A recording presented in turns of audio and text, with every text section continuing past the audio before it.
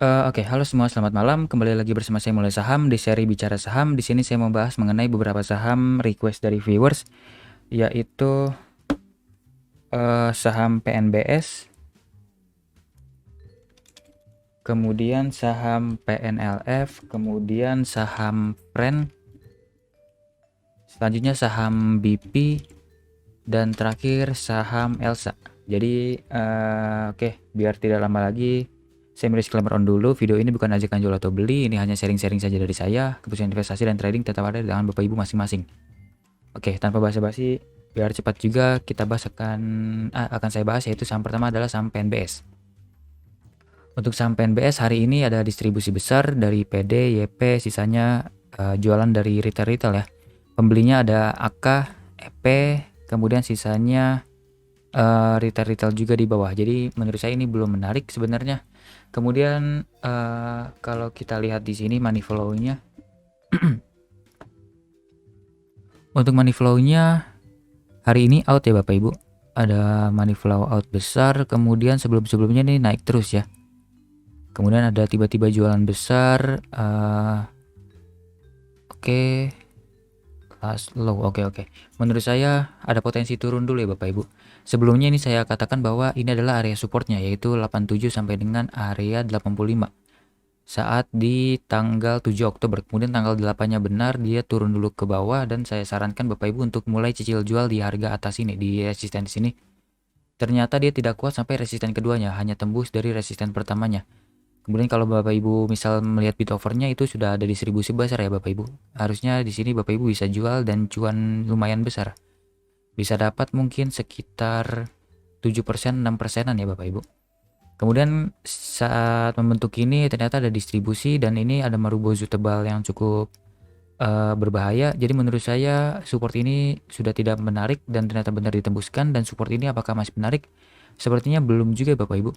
Sepertinya ada potensi ini dijebolkan juga karena ada money flow out besar sekali. Ada potensi turun dulu ke last low-nya. Last low-nya itu ada di sini.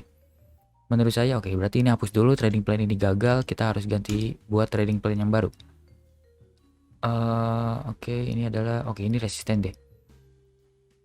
Ini hapus dulu. Jadi kita buat trading plan dulu yang pertama. Ini adalah support pertamanya. Sepertinya ini ada potensi, mungkin ada potensi gejolak di sini. Tapi kalau misalnya turun kembali, saya sarankan Bapak Ibu belinya di sini aja. Oke, di sini ya. Sebentar. Saya masih agak kurang yakin. Oke, sini aja deh. Oke, sini aja deh. Ini area belinya cukup besar ya Bapak Ibu. Jadi seperti ini aja dulu, kita main santai dulu aja karena PNBS masih ada potensi distribusi kecil-kecilan dulu. Tapi sebenarnya barangnya masih banyak ya Bapak Ibu. Sebelumnya ini sudah beli dari di sini beli, kemudian jual, beli lagi, jual lagi, beli lagi, kemudian jual lagi. Mungkin masih banyak barang sejak di pembelian dari 4 Oktober dan juga pembelian dari ini pertengahan Agustus. Kemudian trading plan-nya mungkin menurut saya seperti ini aja.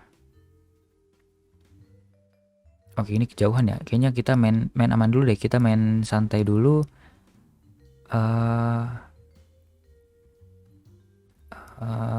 Gini aja deh. Oke, kalau misal ke bawah sini sebenarnya udah jelek ya. Di bawah dari 75 ada potensi turun ke 72769. Oke, gini aja. Pembelian pertama di area 7879, kemudian pembelian kedua di area 75 sampai 76. Jadi AVG-nya mungkin Bapak Ibu bisa dapat di sini. Pembelian pertamanya kecil, pembelian keduanya besar, AVG di situ. Cut loss jika ke bawah dari 74, TP-nya mungkin yang terdekat di sini dulu deh biar aman. Di 80 bisa dapat 5% ya, masih lumayan.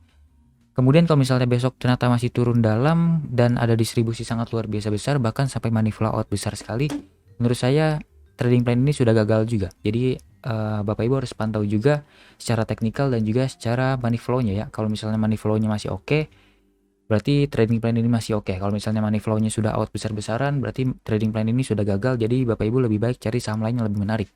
Seperti itu untuk PNBS sebenarnya masih menarik tapi tunggu di bawah. Kemudian lanjut ke saham selanjutnya adalah saham PNLF. sama-sama saham panen. Oke, hari ini ada distribusi besar dari ZP, YU, dan bandar lainnya. Pembelinya ini ada LG, sepertinya institusi, AK, AZ, YP.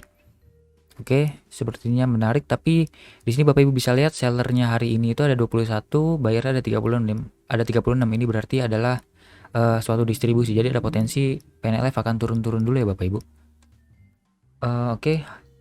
Ini pernah saya buat resistennya di harga 620-an, ternyata sudah disentuh dan ada koreksi kembali. Nah, saat koreksi sini kita harus cari di mana titik entry yang menariknya.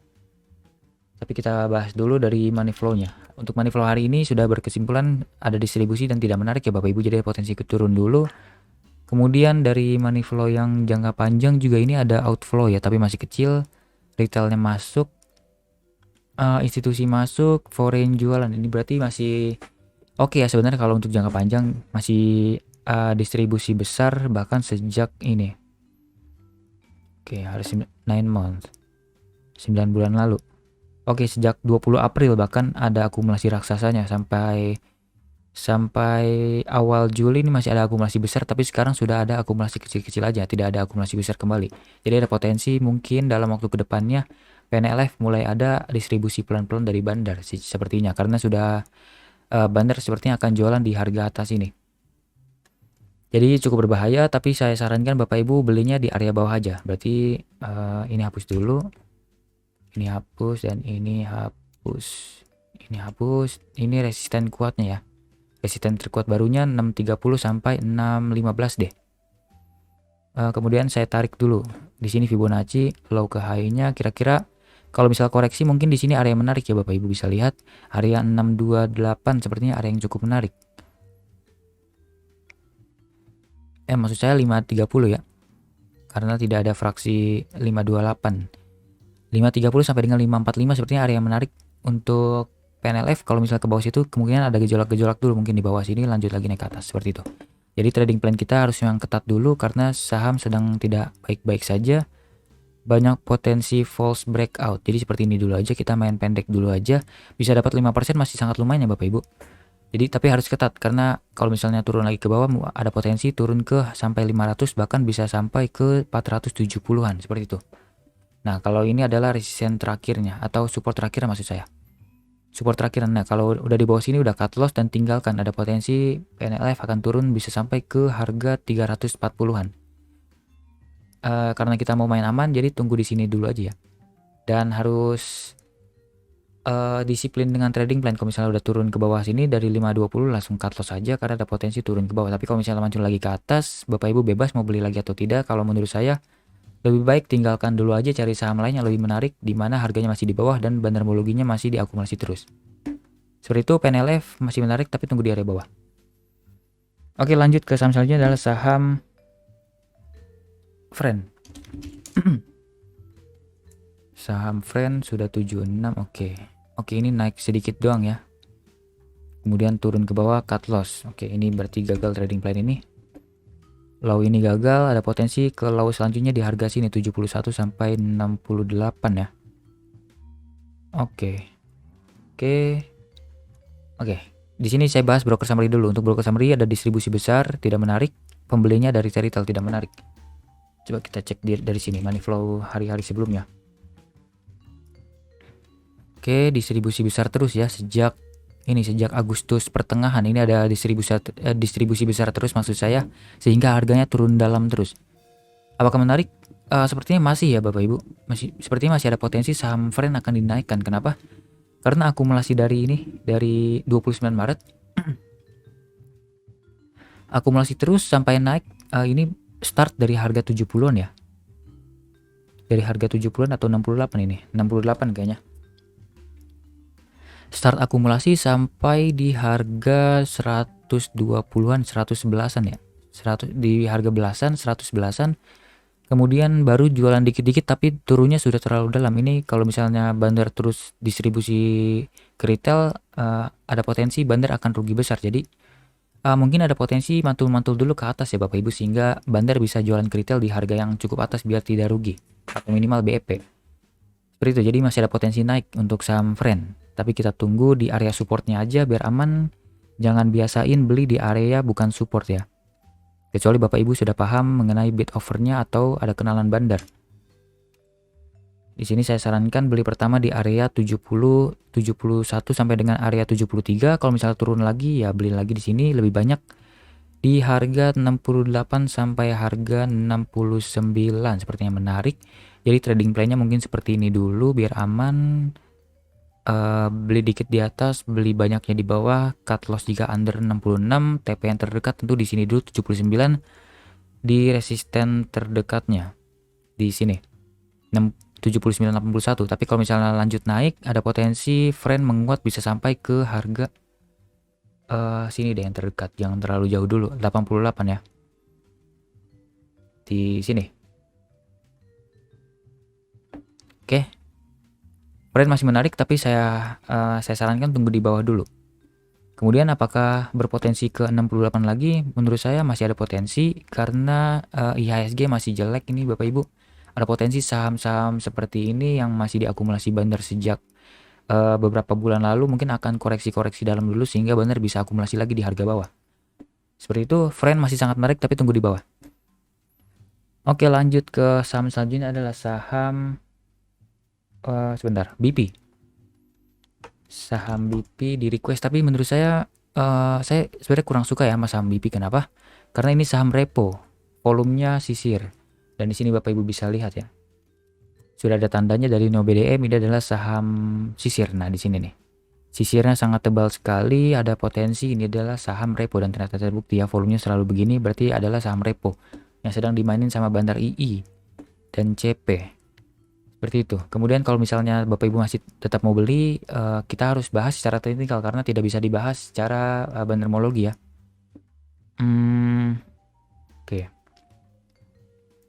Ini adalah supportnya ternyata dijebol, kita harus ganti lagi. Berarti support terdekatnya adalah di sini. Menurut saya ini bisa menjadi suatu support yang cukup oke, 124 sampai dengan harga 1 sini ya. Oke, enggak deh. Kita jangan terlalu pelit, 130 aja. 130, 123, 124, 124, 130 ini bisa menjadi area yang menarik. Sepertinya akan ada gejolak seperti di tanggal 27 September atau mungkin tanggal 21 September. Seperti akan ada gejolak seperti itu.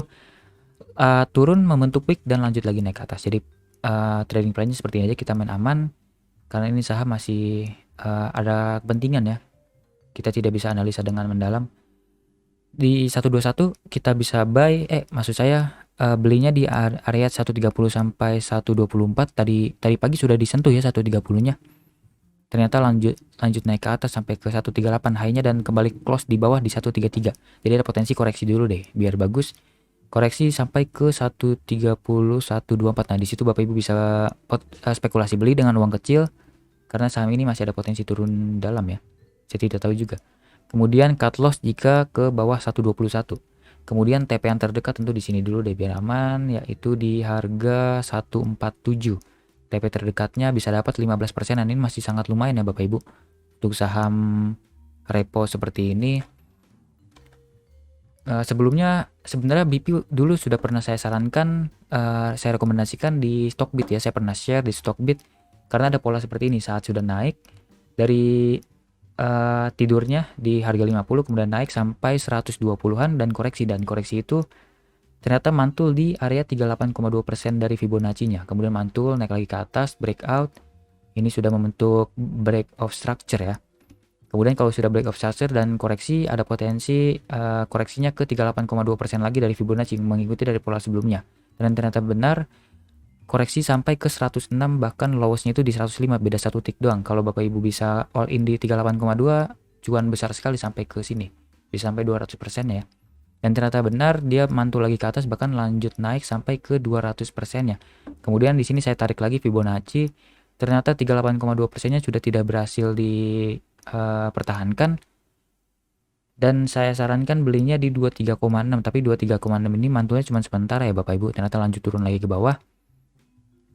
Dan saya sarankan aja di sini jangan mengikuti Fibonacci lagi, tapi lebih ikuti dari bottoming yang pernah dibentuk sebelumnya, yaitu di tanggal 18 Juli. Jadi BP menurut saya lebih ke spekulasi ya daripada pembelian yang serius. Jadi pakai uang kecil aja untuk BP. Seperti itu, kesimpulannya BP masih sangat menarik, ada potensi lanjut ke atas tapi hanya sedikit saja karena secara garis besar saham ini masih repo dan pergerakannya masih sulit untuk dipantau secara bandermologi. Kalau secara teknikal menarik tapi dikit-dikit aja belinya. Jadi kalau sudah untung langsung jual aja, mungkin di 147 bisa dijual ya. Seperti itu, BP masih sangat menarik tapi tunggu di bawah-bawah dulu.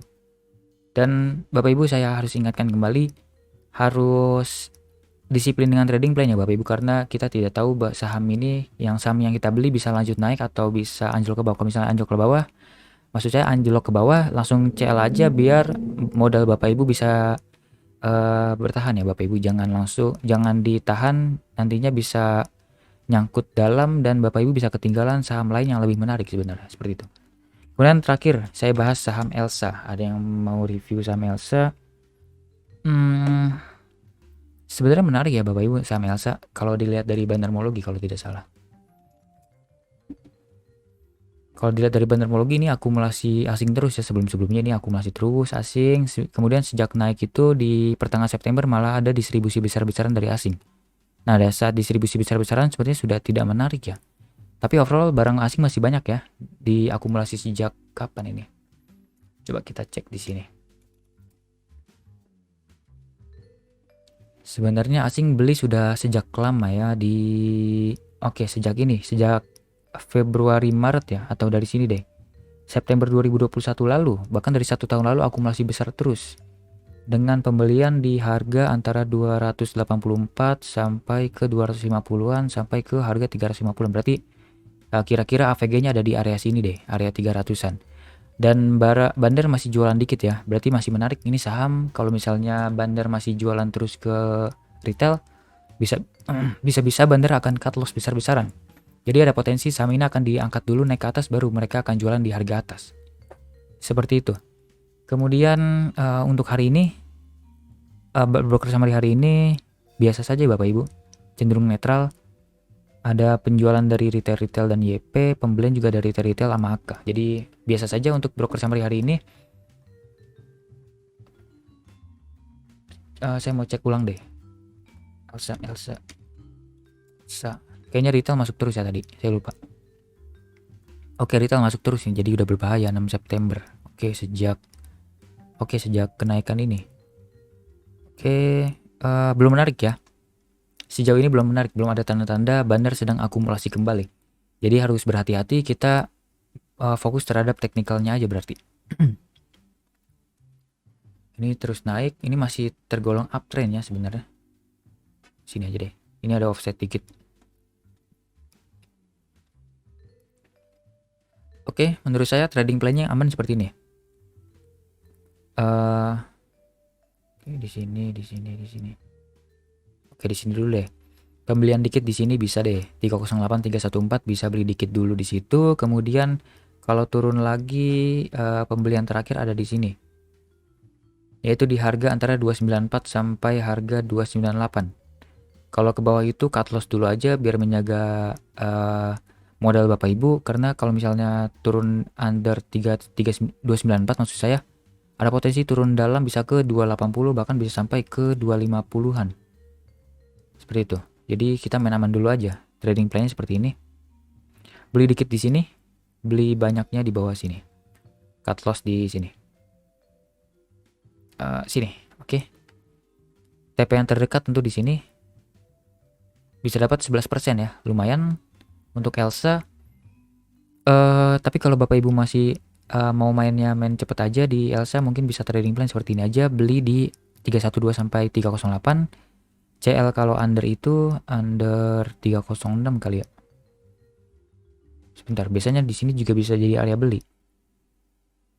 Oke, saya revisi deh. Pembelian pertama di sini dulu. Harga 310 sampai dengan harga 304. Pembelian kedua di 294 sampai 298, TPS di 334. Cut loss di 290-an, under 29, yang penting di bawah 294 ya. Kemudian kalau misalnya mau main cepat di sini aja, buy di area 310 sampai 304. Cut loss jika ke bawah dari harga 302. Kemudian TP di sini yang terdekat 326, bisa dapat 6%, masih lumayan. Seperti itu untuk Elsa. Nah, bebas Bapak Ibu menggunakan trading plan yang mana. Kalau mau yang lebih aman, bisa gunakan trading plan yang pertama ini, beli dikit di area atas, kemudian di area bawahnya beli lebih banyak. CL under 292. Kemudian kalau Bapak Ibu lebih agresif, mungkin bisa gunakan trading plan yang kedua ini. Seperti itu Elsa. Tapi secara overall menurut saya Elsa view-nya masih jauh ya pergerakannya. Masih terus akumulasi, kemudian ditambah lagi banyak sentimen-sentimen yang bagus mengenai saham-saham energi. Terlebih lagi saham-saham oil base. Seperti itu. Oke, sudah 5 saham saya bahas. Semoga hasil sharing saya dapat bermanfaat dan dapat memberi insight untuk trading Bapak Ibu. Jangan lupa subscribe dan komen sama apa saja yang ingin saya bahas ke depannya. Mungkin ada saham menarik menurut Bapak Ibu yang terlewat oleh saya. Oke, sampai jumpa di video selanjutnya. Selamat malam.